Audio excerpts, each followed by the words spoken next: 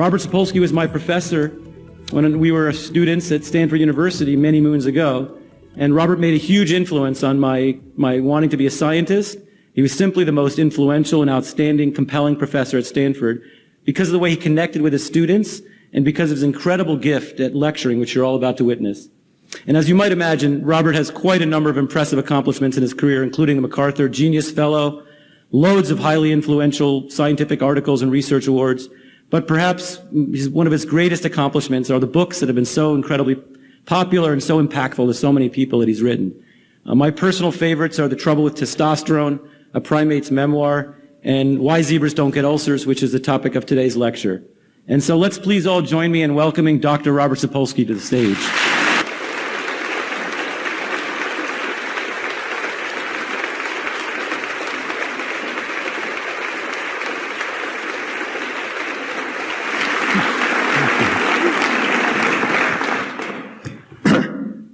Well, let me start off by saying actually these lights only give me a dim impression that there's a lot of primates out there, so I'm not entirely sure of what I'm seeing here, but let me start off by thanking Justin and Peter. It is a delight to be here and a delight to see one's ex-students flourishing and all that sort of stuff amid it making me feel very elderly.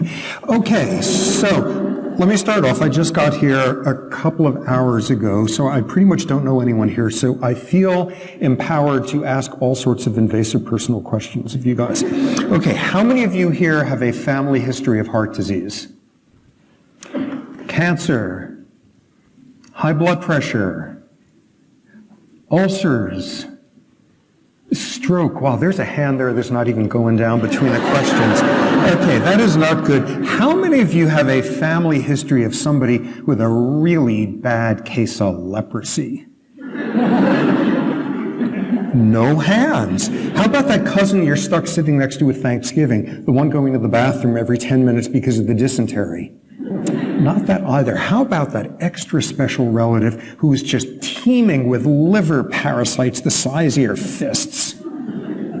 Not much there either. And all things considered, this is not very surprising. Very few of us in this room seriously worry about smallpox or scarlet fever. Few of us get malaria during the rainy season. Few of our mothers died in childbirth. Nobody in this room is malnourished. We're not like normal animals.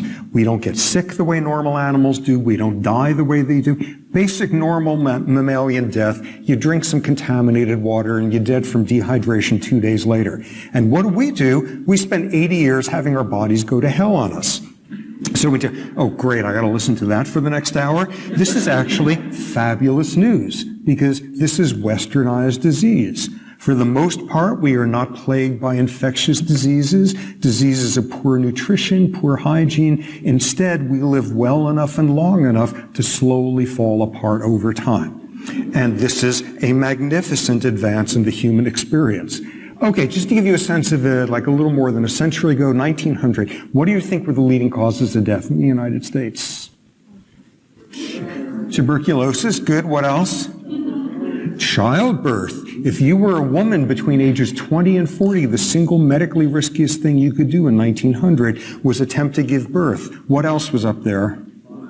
Influenza, pneumonia, tuberculosis. Influenza, number one on the list. The flu. Nobody dies of the flu anymore. 1918, worst winter of World War I, people being blown out of trenches all over Europe. And if you were sent to the war that winter, your chances of surviving were better than if you got the flu. 8 million war deaths in World War I, 40 million dead civilians that winter from the flu. Nobody under age 100 dies of the flu anymore. Instead, we die of these totally bizarre diseases that never used to exist on this planet in any sort of frequency. Totally weird diseases like heart disease and cancer and diabetes and Alzheimer's, and what you suddenly realize is this is a very novel realm we've entered in terms of making sense of which of us are sick and which are healthy.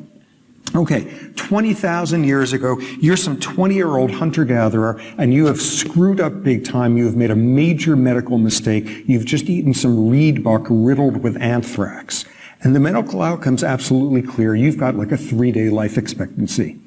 These days, as a 20-year-old, you make a major medical mistake. You decide a healthy diet consists of a lot of red meat and saturated fats and maybe a drink every other day or so. And it's not at all clear what the outcome's going to be. You may be dead in your grave at 50, or you may be running marathons with your grandkids when you're 85. And in lots of ways, the central question for westernized medicine is, so why do some of us last to 50 and some to 85? Some of it's got to do with like nuts and bolts biology, what your liver does with cholesterol or stuff like that. But some of it's got to do with questions nobody ever had to ask before in medicine. Totally bizarre questions like, what's your psychological makeup? Or what's your social status? Or how do people with your social status get treated in your society? Or how about this one? Get the answer to this question and you will have done more good for the health of humanity than anyone since like Jonas Salk inventing the polio vaccine. Why is it that when we feel like nobody loves us, we eat Oreo cookies? Answer that one and you have just solved half the cases of diabetes in this country. This is totally bizarre stuff. That has something to do with which of us are healthy or sick. That has everything to do with it.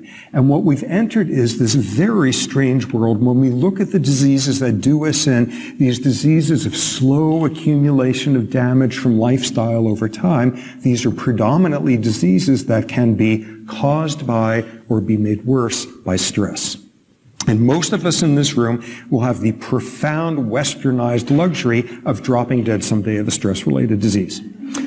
So nonetheless, amid that great news, it's a good thing if that happens later rather than sooner, so it's worth learning about this. Okay, we start off with definitions. I start off with a word I guarantee all of us had in 9th grade biology. With any luck, you have not thought about this word since then. Do you remember homeostasis?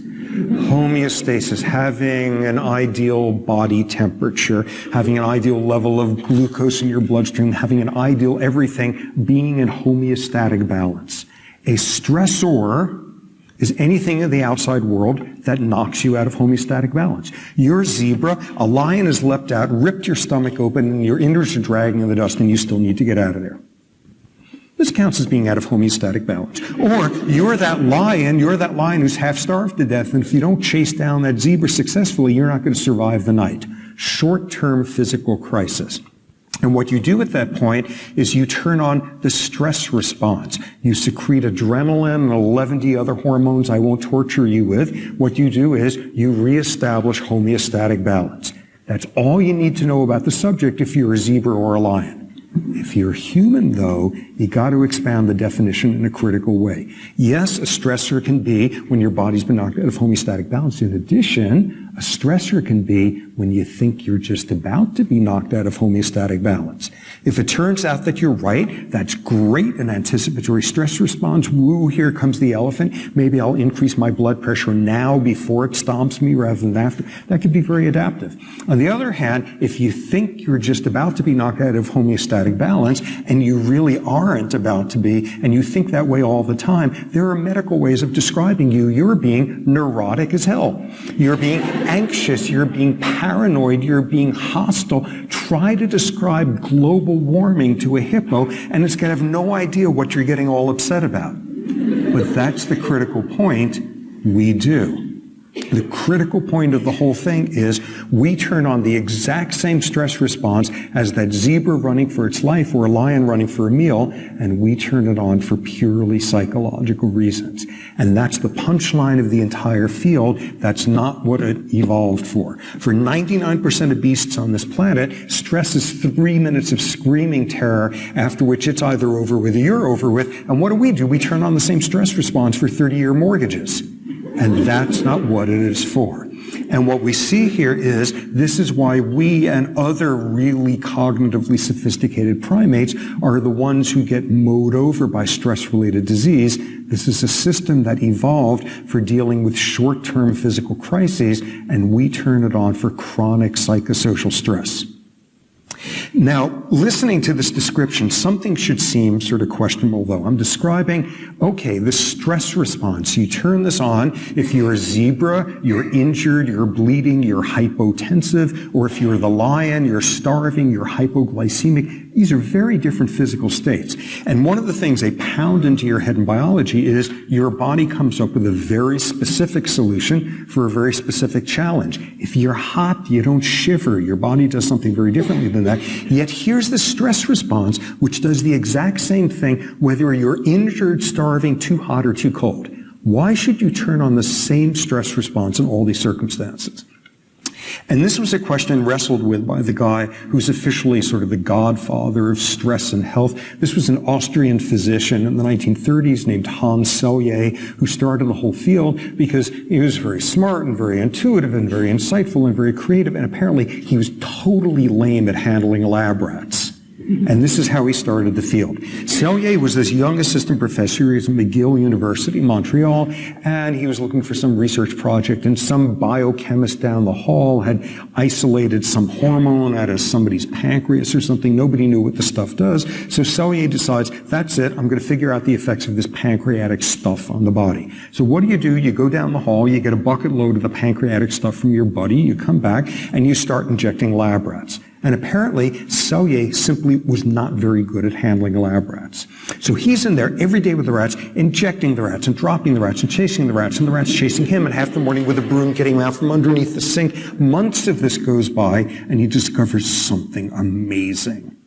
All of the rats have stomach ulcers. Selye is euphoric. He's just discovered the effects of this pancreatic crud on the body. It gives you a peptic ulcer. Now, fortunately, being a good scientist, Selye was also running a control group, rats that he's injecting every day with saline instead of the pancreatic stuff. So he's in there with the control rats, injecting them and dropping them, chasing them chasing him. He checks out the control rats, and they all have stomach ulcers. Okay. So your average scientist at this point gives up and goes to business school, but Selye thinks about this, and he says, this is totally screwed. I'm seeing the exact same thing in the controls and the experimentals. It's got nothing to do with the pancreatic stuff. What do they have in common? Well, I'm pretty inept at handling these guys. They can't be having such a hot time here. Maybe what I'm seeing is some sort of non-specific response of the body to generalized unpleasantries. And Selye's insight was to, at that point, systematically expose rats to generalized unpleasantries. Put some of them up on the roof of the building in the winter, or down in the boiler rooms, or rooms with loud noise, or rooms filled with cat pee, or who knows what. And he always sees the same thing. They get stomach ulcers. We know exactly what Selye had just discovered. This was the tip of the iceberg of stress-related disease. And Selye was the guy who popularized what was this obscure term from metallurgy about torsional strain on metals. He's the one who said these animals are under stress, and they turn on certain systems in their body that saves them from the stress, but if they turn it on for too long, you get sick. Everybody thought he was out of his mind because, again, you're trained, your body solves specific challenges in very specific ways, and here's Selye with his imaginary stress response that gets turned on exactly the same if you're injured, starving, too hot, too cold, or on a blind date. Why should you turn on the same exact stress response in all these circumstances? And it turns out it makes a great deal of sense. Because whether you are that zebra or that lion, if you're going to survive the crisis, there's certain things you need to do with your body. First off, above all else, you need energy. Not energy tucked away in your fat cells for some building project next spring. Energy right now to hand to whichever muscles are going to save your neck. And with the onset of stress, you secrete adrenaline and a bunch of other hormones, and they go to the storage sites in your body, your liver, your fat cells. They mobilize energy out of storage form, dump it into the circulation. It's like you go to the bank and you empty out the savings accounts and turn it into cash, circulating glucose, and you hand it over to whichever muscles are going to save you. Makes wonderful sense whether you were that zebra or that lion. The next thing you do makes perfect sense as well. You've just done all this amazing biochemistry and dumped all this energy in your bloodstream. You want to deliver it as fast as possible to your exercising muscles. Your heart speeds up. Your blood pressure increases, your breathing rate, you increase your cardiovascular tone, all is part of the strategy. Get that glucose, get that oxygen to your thigh muscles in 2 seconds instead of 3, you're that much more likely to survive. Now, the next things you do during stress make perfect sense, which is you turn off all the long-term building projects. If there's a tornado due this afternoon, you don't spend the day outside gardening. You don't worry about long-term projects until you know there's a long-term. You shut down everything that is not critical. You shut down digestion. By definition, if you are that lion, you are not staggering up from some all-you-can-eat buffet. And if you are that zebra, the energy you're mobilizing for your muscles, you're mobilizing it from fat cells in just a couple of seconds. Digestion is slow. It takes forever. It costs a fortune. You're trying to avoid being somebody's lunch. Don't worry about digesting breakfast. And we all know the first step of that. Suppose you get stressed speaking in public. What happens? Your mouth gets dry. You've stopped secreting saliva, the first step of shutting down the whole gastrointestinal tract. With the onset of stress, you shut down growth, you shut down reproduction, big, expensive, optimistic things to be doing with your body, and this is no time for it. You know, you're running for your life, there's a lion 2 steps behind you. Ovulate some other time. Don't do it right now. Hit puberty next week. Grow antlers some other day. Don't even think about sperm. With the onset of stress, you shut down growth. You shut down tissue repair. Every sex hormone on earth disappears from the bloodstream. Do it later if there is a later. Next, so you're that zebra and your innards are dragging in the dust. This might be a good time to perk up your immune system a little bit, just in case of some infective stuff. With the onset of stress, immune defenses are enhanced. Finally, a whole bunch of hormones secreted during stress get into your brain, and short term, their effects are fabulous. They sharpen memory. They increase glucose and oxygen delivery to your brain. Your sensory thresholds are sharper. You even release this neurotransmitter dopamine, which makes you feel good. Your memory is working. That's that flashbulb memory. Where were you when you heard the news? I'm willing to bet every single person in this room, no matter how long they live, you will all remember exactly where you were when you heard the news that Miley Cyrus was joining the Supreme Court. I mean, some stuff you just file away forever because it's important. Your brain needs to get a signal. This one, do not forget. So what you see here is everything going on here is exactly what you want to do if you're that zebra or that lion. You're mobilizing energy. You're delivering where it's needed. You're shutting off unessentials. You're fighting infections. You're thinking more clearly. All you have to do to appreciate that is look at a couple of weirdo human diseases where people can't do this. One of them is called Shy-Drager syndrome. Another one is Addison's disease. These are not diseases where, oh, you're now more at risk for certain cancers. This is like somebody with undiagnosed Addison's goes running for the commuter bus one morning and drops dead from hypoglycemic shock. So we've gotten our first critical take-home message here, which is if you plan to get stressed like a normal mammal, you had better turn on your stress response or else you got about a 30-second life expectancy. For most of us, though, the far more important take-home message revolves around, so what if you're turning on the stress response too often, too long, for purely psychological reasons? And what you get there then is disease at the other end of it. Now, Selye was the first person to wrestle with this issue. Why is it that chronic stress makes us sick? And he came up with an explanation in the 1930s, and it dominated the field for the next 40 years, which was too bad because he was totally wrong. Okay, here's what he thought was going on.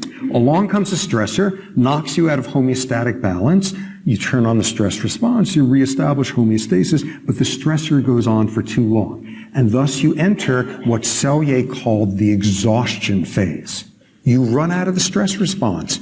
Your adrenals run out of adrenaline. Your pituitary runs out of its stress hormones. It's like your military runs out of ammunition, and you're just left defenseless there with the stressor pummeling you. Turns out this was totally imaginary. There was no such thing as this exhaustion phase. No organism on Earth has ever been so stressed that it runs out of adrenaline. You don't deplete the stress response. The problem is that after a while, it's not that your military is running out of ammunition. After a while, while, you're spending so damn much on your military that you don't do health care or social services or education or any of that stuff. And like after a while, the stress response is more damaging than the stressor, especially if the stressor was some psychological nonsense. Everything you're doing here is penny wise and dollar foolish. It's inefficient. It's less than optimal. All of this is built around it's an emergency. It's an emergency. Fix later, grow later. Don't do it right now. And if every day is an emergency, you pay the price for it.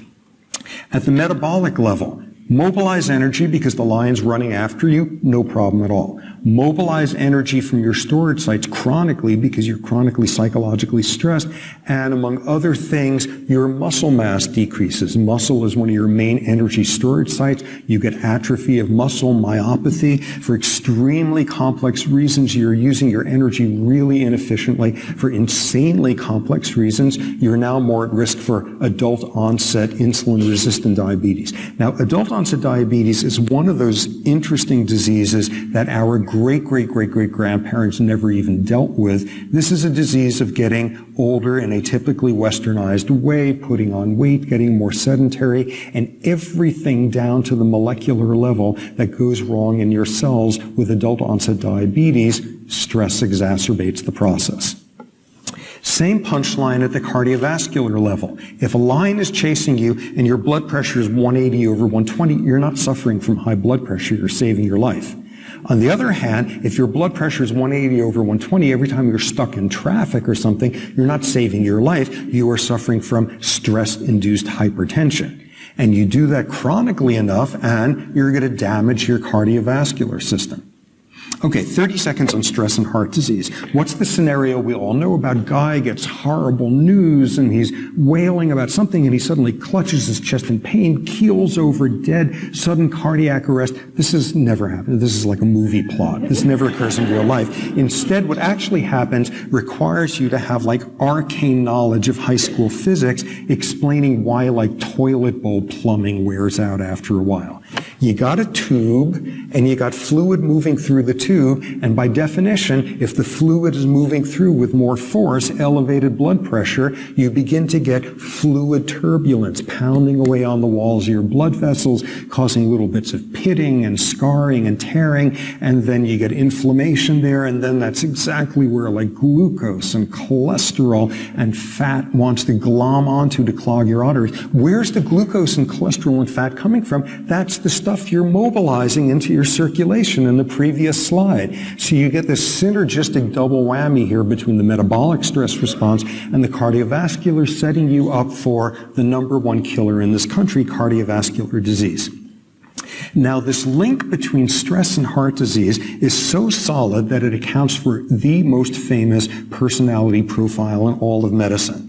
And it's one where basically if you're coming out to a lecture on a perfectly nice evening to be outside taking a walk instead, I suspect it applies to like 80% of the people in this room, which is those of us in here who have type A personality. Okay, type A personality. Type A was first described in the 1950s by a pair of cardiologists in San Francisco, Friedman and Rosenman. Here was their original formulation: time-pressured, hostile, impatient, low self-esteem, joyless striving. Okay, like 90% of us. And what they observed back there in the 50s was if this was your personality profile, you were more at risk for heart disease.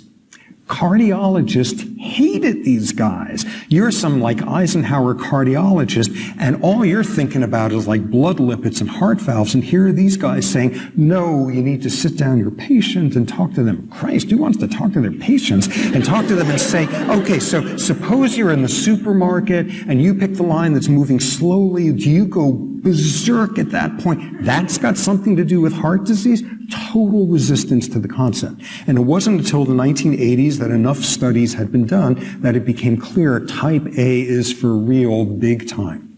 If you have type A personality, you are more at risk for cardiovascular disease than if you smoke, than if you are overweight, than if you have elevated cholesterol levels, a huge risk factor. Now, what became clear by the 80s was the critical component in the type A profile, the piece that is the one that contributes to the cardiovascular disease.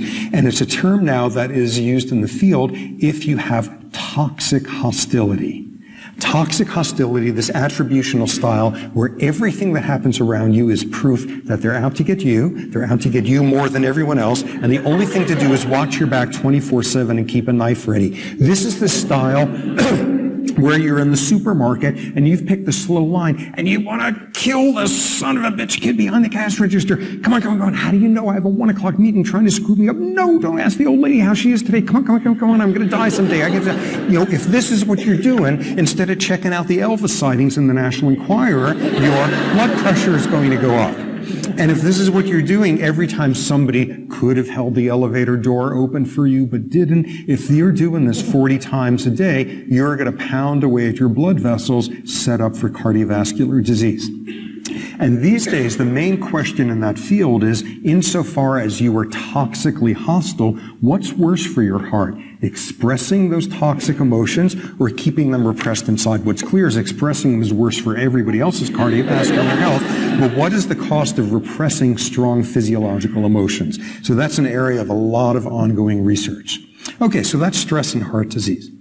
Actually, how did those guys first figure out about type A personality, given how much that was coming out of left field? And I actually got to hear this story some years ago out of the horse's mouth himself. Meyer Friedman, the cardiologist who first described type A, died a few years ago in his early 90s, saw his last patient a week before he died, was working full-time at a cardiology unit, UCSF Medical Center. As he used to say, I'm still type A, but I'm a type A tortoise now.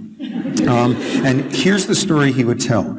In the 50s, he and his partner had this cardiology practice. Everything was going great, except for this one weird thing, which is they were spending a fortune having to reupholster the armchairs in the waiting room. What's this about? Who knows? Whatever. It's part of the overhead. Every month this upholsterer comes and there's a chair or two that needs to be fixed. 1 month, the upholsterer is out on vacation. Replacement upholsterer comes in, takes one look at the chairs, and discovers type A personality. He says, what is wrong with your patients? Nobody wears out chairs this way, and they have one of them left.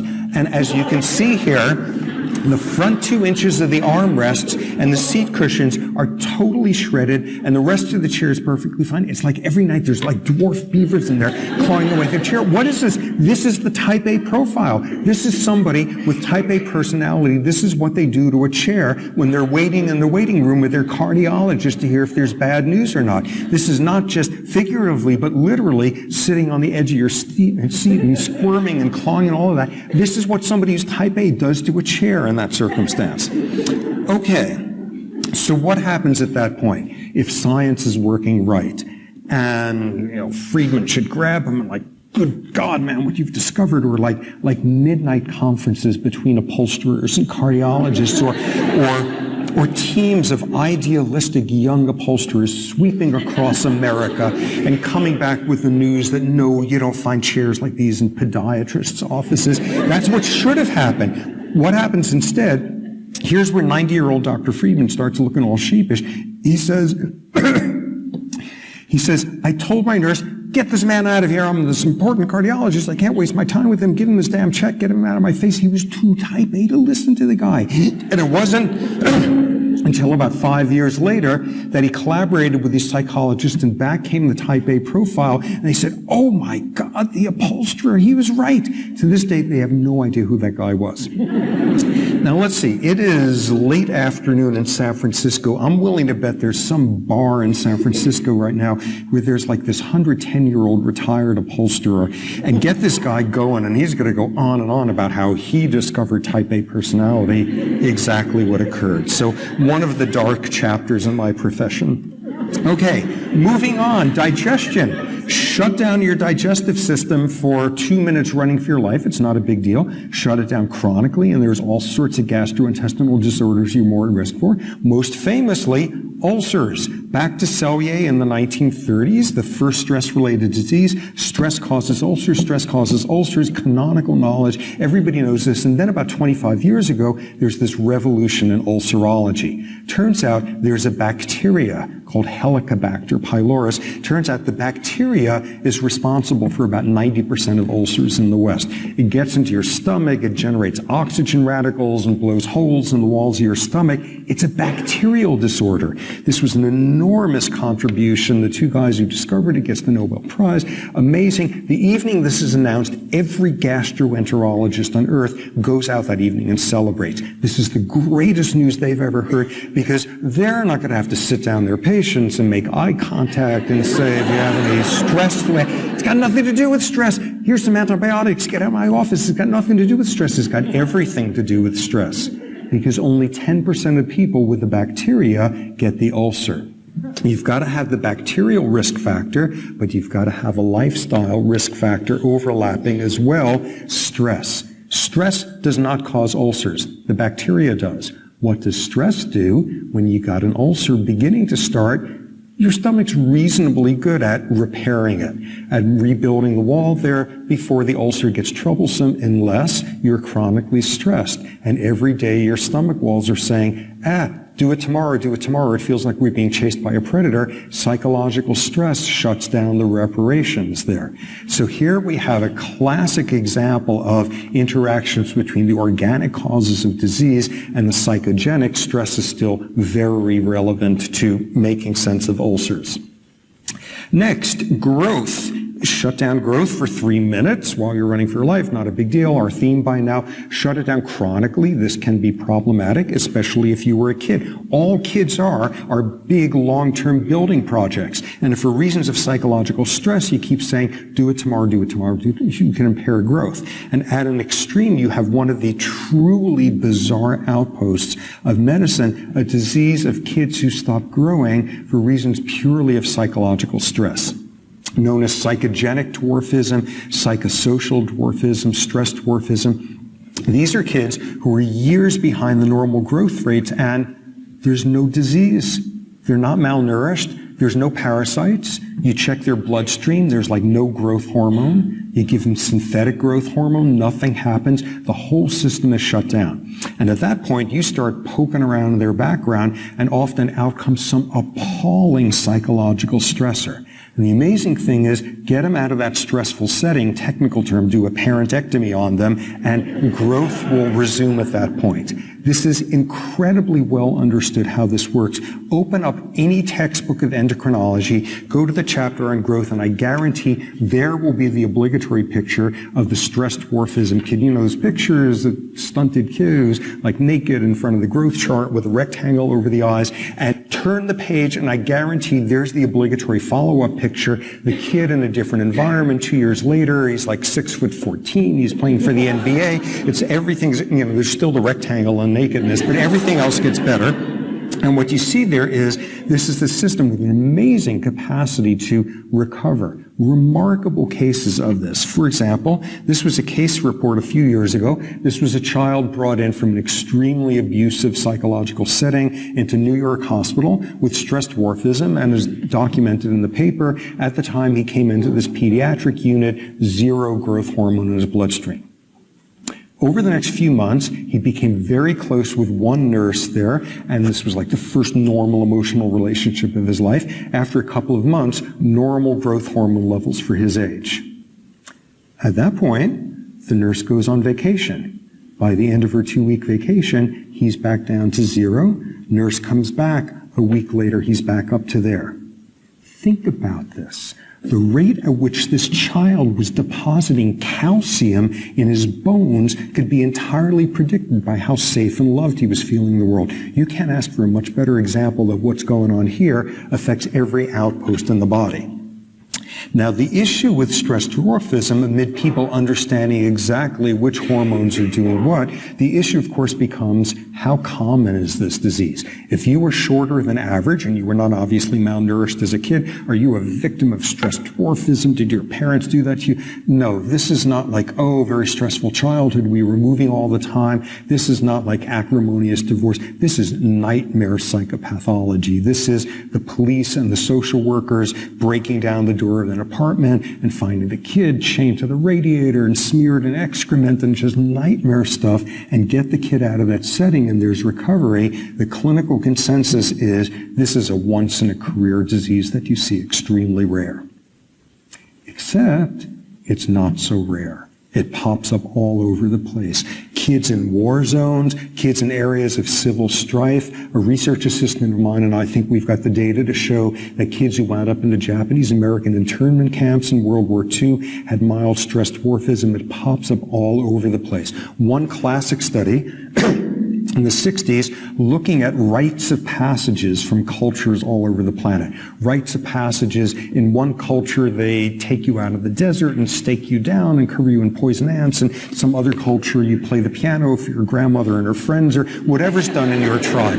They did like 80 tribal comparisons. They controlled for genetics. Back comes the finding, stressful rites of passages during the first few years of life, 2 inches shorter as an adult. Big effect. Let me tell you about the single creepiest example of stress dwarfism I've ever heard of. If for some inexcusable reason you ever find yourself reading chapter after chapter about growth hormone, you're going to notice there's a weird thing, which is a lot of the chapters make reference to Peter Pan. Some quote from Peter Pan or some snide comment about Tinkerbell. I'd seen this for years. I had no idea what this was about until one day I stumbled on an explanation. And this was a chapter about the psychological regulation of growth, and it was talking about stress dwarfism, gave the following case history. 8-year-old boy growing up in Victorian England in the 1870s. One day he sees his beloved older brother killed in front of him in an accident. This destroys the family. There were no other siblings. The father was like emotionally non-existent. This was the mother's favorite child. And in this Victorian swoon, she takes to her bed with the shades drawn for the next 10 years. This kid growing up in this horrible emotional isolation, he goes into the bedroom with a tray of food for his mother, and she's saying, "Oh, David, David, is that you? David, have you come to me? Have you, David, the dead son? David, are you finally, oh, it's only you." Growing up being only you.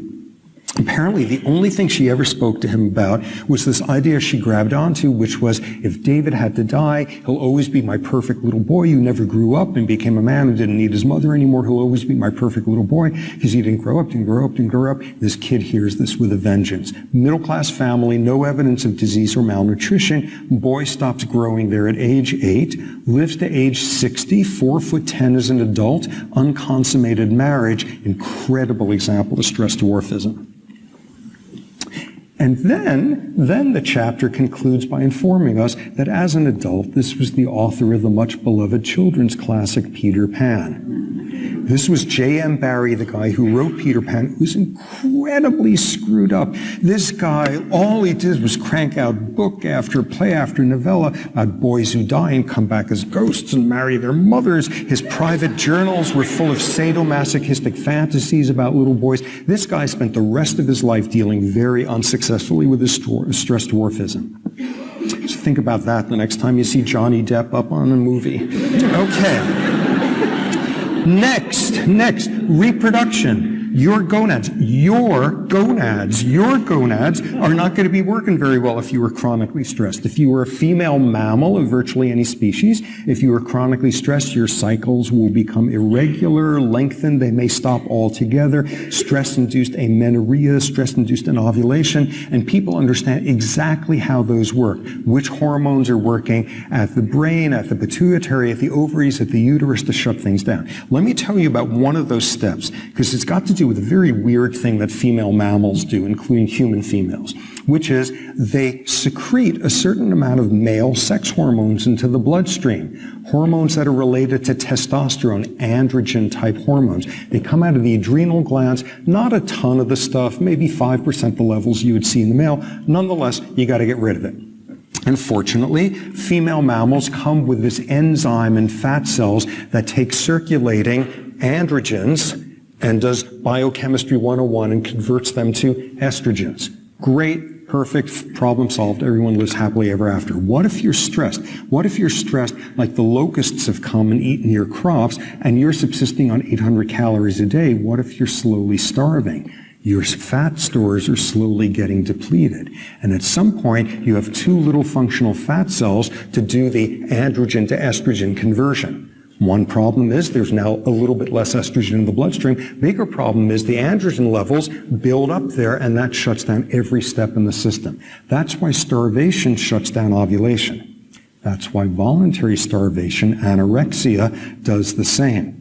And that's why some women who do massive, massive amounts of exercise will stop ovulating as well, because you get below a critical fat-muscle ratio there. Now, this is something that's been studied at length. In girls, for example, it's always studies of very serious ballet dancers or gymnasts. What you see is significant delay in the onset of puberty. One study, for example, this was done on the Olympic gymnastics squad from Romania, those 60-pound 15-year-olds getting the gold medals all over the place. What was the average age at which these kids started menstruating? 19. 12 and a half is the Western average. Once hitting puberty, women who do tons of athletics is best studied long-distance runners, women who run an average of 40 to 50 miles a week. That's typically the range where fat stores are getting below threshold, where you begin to have ovulatory irregularities. I can tell you the exact same story about men. Men who run 40, 50 miles a week, sperm count goes down, there's mild testicular atrophy. Okay, wait a second, I thought exercise was good for us. Exercise is good for us, and in fact, a lot of exercise is very good for us. That doesn't mean, though, that an insane amount of exercise is insanely good for us. It means at some point, too much of a good thing is just as bad as too little. You've passed a point of homeostatic balance. And all you need to do to get an appreciation for that is imagine you sit down some hunter-gatherer from the Kalahari Desert and say, where I come from, we have so much food and so much free time that sometimes we'll just go run 26 miles in a day for the sheer pleasure of it. And they're going to say, are you crazy? That's stressful. I mean, throughout hominid history, if you're running 26 miles in a day, either you are very intent on eating somebody or somebody's intent on eating you. This is not normal physiology. So we get a cautionary note here. Meanwhile, over at the male end of things, with the onset of stress, down go testosterone levels. Anesthetize a guy, slice into his belly for surgery, 10 minutes later, testosterone is plummeting. First-year male medical students during exam periods, down go testosterone. Drop the rank of a male baboon in a hierarchy, down goes testosterone. Here's a stressor which, thank God, I have no personal experience with at all. But apparently, it's not fun to be in the Marines. Apparently, it's kind of a drag, especially during basic training. This was this classic study, 1970, New England Journal of Medicine, looking at military recruits during basic training, where now, on top of everything else, they had to pee into little Dixie cups for the psychiatrist, and back comes the finding. Guys in the Marines during their first couple of months of service, they have the circulating androgen levels of like Vatican choir boys. That's how much the system is shut down. Okay. So people understand exactly which stress hormones are working at the brain, the pituitary, and the testes to shut down testosterone synthesis during stress. The question you got to ask at this point is, so what are the consequences of testosterone levels declining during stress? And amazingly enough, the answer is there's no consequences at all. Testosterone turns out to be this vastly overrated hormone. Like basically, all you need is like a thimbleful of the stuff and a couple of sperm and you're in business. You got to knock out like 90% of a guy's testosterone levels to seriously impair fertility. Stress, what does it do? It's its worst, only about a 60% decline. It's not suppressed enough that it makes a difference. The problem during stress is not that testosterone levels go down. The problem is that penises go down. Okay, am I allowed to talk about this in Champaign-Urbana here? Okay, finally, we come to the first useful point in this damn lecture. So how do erections work? Okay, so erections. In order to, I just saw somebody there pick up a pen for the first time this whole lecture.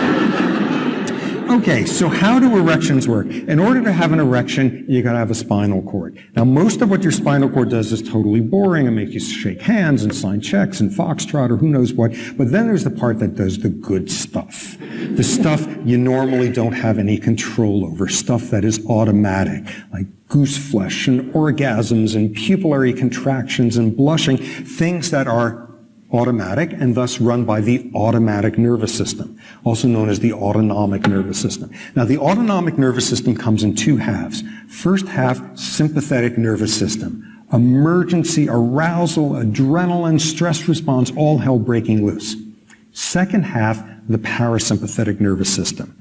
Calm vegetative function. You take a nap, you turn on the parasympathetic nervous system. You eat a big starchy meal, you turn on the parasympathetic nervous system. You get disemboweled by a lion, you turn off the parasympathetic nervous system. It works in opposition with the sympathetic. Okay, so here's the rule. In order to get an erection, you've got to turn on the parasympathetic nervous system. You have to be calm and vegetative. Okay, so you got your erection now. What happens next? Maybe for some social reason having to do with the context that brought about the erection, maybe you start feeling a little bit less calm and vegetative. Maybe your heart rate increases a little. Maybe your breathing rate. Maybe your muscles are starting to do some work. Slowly you're starting to turn on the sympathetic nervous system. More time goes by. Your heart is racing. Your toes are curling. You're sweating. You're breathing fast. All of that. Eventually you get to this point where your whole body is screamingly sympathetic, except for this one lone outpost where you're desperately holding on to parasympathetic tone as long as possible. Finally, can't take it anymore. You turn off the parasympathetic, you turn on the sympathetic, and you ejaculate. Okay, so that's how erections work. So what happens during stress? What happens during stress? You're not very calm and vegetative. You can't get the erection, stress-induced impotency. Or you can have a second problem. Suppose you manage to get the erection and you think like, oh no, Donald Trump, who knows what. You accelerate the transition. You accelerate the transition from parasympathetic to sympathetic. The whole thing goes too fast. Either you can't get the erection or premature ejaculation. Incredibly easy for this to occur. Current estimates are 60% of the visits by men in this country going to doctors about erectile dysfunction turn out not to have an organic disease basis, but instead are psychogenic, stress-related. Okay, second useful piece of information. So how do you tell the difference between a case of organic impotency and psychogenic? So a guy comes to you, says he hasn't been able to have an erection during sex in the last 6 months, and you're wondering, well, is this stress related, or does he have a pituitary tumor, whatever? You take advantage of a weird thing that male primates, including human males, do, which is when they go into REM sleep, rapid eye movement sleep, they get erections. I have no idea why. I've talked to Earth's penis experts. Nobody has an explanation for this. Nonetheless, male primates get REM sleep erections. So here's what you do. The guy who hasn't been able to have an erection during sex in months, what you do is you give him this handy-dandy little penile pressure cuff transducer thingy that he takes home, and just before he goes to sleep, he puts it on the base of his penis and wires it up and satellite relays and 24-hour operators in Bangalore. And the next day you got your answer, which is, if this guy hasn't been able to have an erection during sex in the last 6 months, but 30 seconds into his first REM stage, he has a perfectly normal erection, he doesn't have a pituitary tumor, it's stress-related. That's how you distinguish between the two. Do you still get the nocturnal erections? If that's the case, it's stress-related. Very easy to, actually maybe this is not so easy, because you got this electronic device and it's beeping and the wires and you're so sure it's going to electrocute you. That's a stressor in and of itself. This is what is done in the majority of sexual dysfunction clinics in this country. I kid you not, you take a long string of postage stamps, you lick them at one end, and you wrap them around the guy's penis. And the next morning, if the stamps have been torn loose, the guy had an erection during the night. Can you believe like how elegant this is? Like $5, you get a lab result. It's fabulous. Yeah. Oh, of course, insurance won't reimburse you for the stamps, but still. You know, maybe Obamacare still has a chance. Okay, so what we see here is another outpost of vulnerability, and perhaps we should hurtle on before I embarrass myself further. Your immune system. Your immune system. So as we heard before, with the onset of stress, you enhance your immune defenses. With chronic stress, something very different occurs. With chronic stress, not only does the immune system go back to baseline, you suppress immunity. With chronic stress, you become immune suppressed. And this is the starting point for just this irresistible syllogism. Insofar as chronic stress chronically suppresses the immune system, chronic stress should set you up for more infectious diseases. And this is the basic premise behind this field that emerged about 25 years ago, psychoneuroimmunology. The notion that what's going on here is affecting your immune defenses. And a quarter century into this field, it's clear that's exactly how it works for all the boring stuff. When you are under stress, the common cold becomes more common. You're at more risk for mononucleosis, for herpes viral flare-ups, reactivation. What's far less clear is what about bigger realms of infectious disease? How about if you have AIDS? Your immune system declining. If you're severely stressed, does it decline even faster? Jury is out on that one. It seems to have to do with personality type as an intervening variable. How about the biggest one on everybody's list when it comes to worrying about disease? So what's the relationship between stress and cancer? And everybody knows the answer to that, which is cancer is a stress-related disease. Stress can cause you to have cancer. Stress can cause you to come out of remission from cancer. Stress can accelerate the growth of tumors. Everybody knows about this sufficiently so that some years ago there was a study in JAMA, Journal of the American Medical Association, looking at women who had just gotten a metastatic breast cancer diagnosis where they were asked, so what do you think is the cause of your cancer? And by more than a 2-to-1 margin, the most common answer was stress. Too much stress in my life. Stress has virtually nothing to do with cancer. There has never been a decent prospective human study longitudinally that shows that stress increases the risk, reoccurrence, or growth rate of any type of tumor when they're well controlled. There have been all sorts of studies showing how stress can accelerate tumor growth in lab rats. We know how it works. My lab did some of that work, but it turns out these are types of cancers that are completely irrelevant to human cancer. This is a realm where there's not much connection at all. Amid all those things on the right sides of these charts, you need to worry about this is one domain where you don't. Why is it important to emphasize this? Because of all of these highly credentialed quacks who are making a fortune off of cancer patients saying, my special brand of stress therapy will slow down your cancer, stop it, reverse it, credit cards accepted. There's no science to support this. Bad medicine, bad science, bad ethics. This is a domain where you don't have to worry. Okay, so quickly, let's hurtle back to domains where you do have to worry. Okay, so back to stress in your brain. We saw short-term does all sorts of great stuff. Chronically, bad news. Chronically, stress will damage a part of your brain called the hippocampus, which is essential for learning and memory. Stress has something to do with failure of memory consolidation there, shrinkage of neurons, disconnecting of synapses, at an extreme killing of neurons, inhibition of the birth of new neurons there. And this is turning out to be relevant to humans in a number of scary realms. People with chronic stress due to PTSD, post-traumatic stress disorder, combat trauma or sexual abuse trauma, and what you see there is atrophy of the hippocampus, only the hippocampus. The more severe the trauma history, the more atrophy, the more memory problems. Best evidence is this is not reversible. Second syndrome, pertinent to the 10 to 15% of us in this room destined to have major clinical depression, the poster child in psychiatry of a stress-related disorder. It involves chronically elevated stress hormone levels and scads of studies now showing atrophy of the hippocampus, only the hippocampus. The more severe the depression history, the more atrophy, the more memory loss. And as far as most studies show at this point, this is not a reversible process. Meanwhile, next door to the hippocampus is a brain region called the amygdala. And in the amygdala, things are real different. Hippocampus does learning and memory for you. Amygdala teaches you to be afraid. It does fear. It does anxiety. And while stress is atrophying away those hippocampal neurons, stress is making neurons in the amygdala work better than usual. They expand their connections. The synapses become more excitable. People with PTSD have amygdalas that grow larger than normal. Stress makes it easier for you to associate things with fear that are not actually valid and makes you harder to detect safety signals. This is the link between stress and anxiety. Meanwhile, over in that part of the brain where you're releasing dopamine, which has something to do with pleasure, with the onset of stress, chronic stress, and you're depleted of dopamine.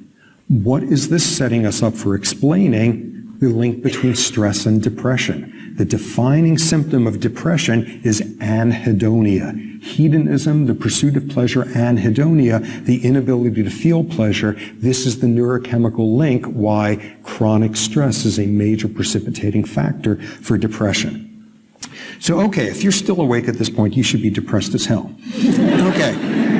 So amid that, it must seem like a miracle that any of us are still alive. Actually, let me make this worse. One last stress-related disease. This is like stress for 2000. How many of you have heard of a disease called idiopathic alopecia areata?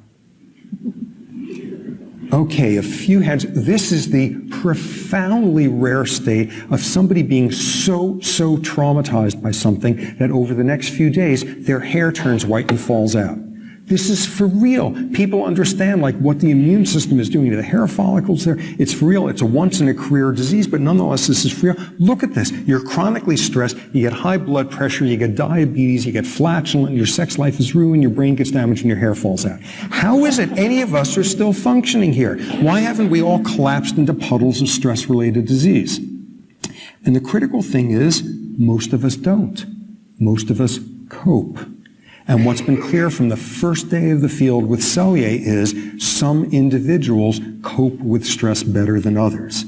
What I want to spend the last couple of minutes on is how we understand this to work. Why do some bodies, and more importantly, some psyches deal better with stress than others? Okay, so if we're talking about individual differences in stress responsiveness here, we're not talking about physical stressors. Finish this lecture, go outside, unexpectedly be gored by an elephant, and you could have a stress response. There's no way, you can't reframe your experience and grow from adversity or who knows what. You're going to have a stress response. Finish the lecture, go outside, and have kind of a tense, ambiguous interaction with someone, and only some of us will have a stress response. What is it about that gray zone of psychosocial interactions that is more stressful for some individuals than others? What we're asking here is, what is it that makes psychological stress stressful? And remarkably, a massive literature stretching back decades shows what precisely are the building blocks of psychological stress. Okay, here's a schematic summary of a gazillion studies, what they would sort of show. Take a lab rat, put him in the cage, every now and then he gets a shock, mild shock, and nonetheless, with enough of them, this is stressful. Blood pressure goes up, heart rate goes up, risk of ulcer goes up, as shown here. You're giving the rat a stress-related disease. Now, second line, in a second cage, there's another rat. Psychology jargon, the second rat is yoked to the first rat. Every time the first rat gets a shock, so does the second. Same intensity, same duration, same everything. According to Cellier in 1930, both of their bodies are being knocked out of homeostatic balance, the exact same extent, except for a critical difference, which is every time that second rat gets a shock, it can go over to the other side of the cage where there's another rat, and it can bite the crap out of it. And you know what? That rat's not going to get an ulcer. The guy he's biting isn't going to get one, but this one doesn't. He has an outlet for his frustration. Third line. Now we have in the second cage a second rat getting the same shock, same duration, same intensity, same everything, but each time he gets a shock, he can go over and there's a bar of wood that he could gnaw on with his teeth. And he doesn't get an ulcer. He has a hobby. Okay, now, in the next line, what we have here is same shock, same intensity, same everything, but 10 seconds before each shock, the second rat, a little warning light comes on. And the rat doesn't get an ulcer. For the same external stressor, we are more protected when we get predictive information. When is it coming? How bad is it going to be? How long is it going to last? And we all know that principle every time we ask the dentist, how much more drilling? And we all know the difference between the dentist that says 2 more bits and we're done, and the one that says, yeah, it could be weeks you're going to be here. And when the dentist says 2 more bits of drilling, bad news, you're not done yet. Good news, the second that second bit of drilling is over with, you're safe. For the rat in the first line, any second, you can be a half second away from the next shock. Next line. This is a rat that's been trained to press a lever. By pressing the lever, it decreases the likelihood of getting a shock. Today, the rat is yoked to the first one, getting the same shocks as the first guy, but there's a lever in there. The lever's disconnected. The lever has done nothing whatsoever, but the rat doesn't know it. So he's in there pounding away the lever, saying, this is great. Just imagine how many shocks he'll be getting otherwise. He thinks he has control. For the same external stressor, a sense of control makes things less stressful. Jumping ahead to the final line, shock a rat, and now it goes over to the other side of the cage where there's a rat that it knows and likes, and they groom each other, and it doesn't have a stress response.